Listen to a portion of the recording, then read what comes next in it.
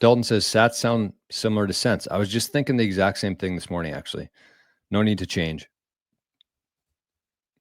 I personally don't like the idea of millisats. My small brain perceives it as increasing the supply. Well, it's not though. So it doesn't really matter if your brain conceives it that way. It's not increasing the supply, and that's really all that matters. And here's the crazy thing for me is like, I have a friend who's a financial advisor and has been for the last 15 years. And they were texting me about Bitcoin. It was a little while ago now, but they were texting me about Bitcoin.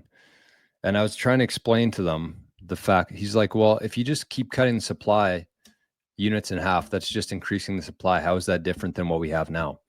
So it's somebody who works in finance as a financial advisor can't comprehend the fact that going from a sat to a millisat doesn't actually increase the supply. It's just easier for our brains to comprehend it that way and value for things, because here's why we're going to have to switch to millisat standard eventually. And it might not change on the blockchain. I think that everything on layer one hopefully will stay the same forever. But you can build things on top of layer one, like Lightning, Liquid, eCash.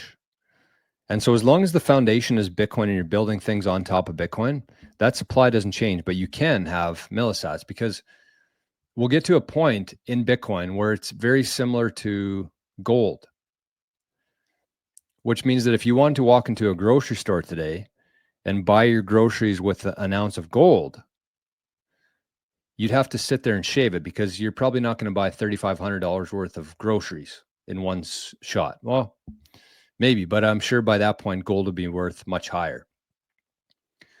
So you can't. You have to divide it further. It would be very similar to like shaving a gold coin, except you can't really shave a gold coin, but you can shave a Bitcoin. You can shave a sat. And so when one sat has the purchasing power that you need to cut down further, you can. And it's not a big deal. But you're still not changing the total supply. You're just making it. For us to get to that point, one sat will have to be worth much more than it is today. So it's not even really a thing yet, but it will be. It will be. Just like 100 years ago, you could have paid for something with an ounce of gold. But now you'd have to shave that ounce of gold because the appreciation of gold.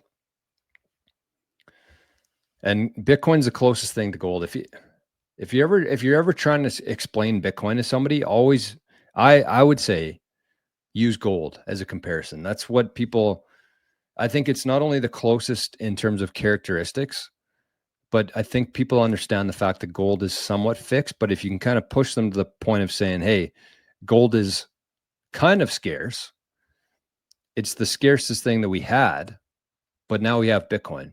So Bitcoin has all the exact same properties, except more. You can use it online, and you can divide it further than 1 ounce or one. I don't even know what the smallest unit of gold would be.